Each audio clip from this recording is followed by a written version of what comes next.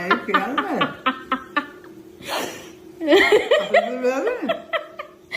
කසන්ට මම heart attack හදලා දීව රොටි.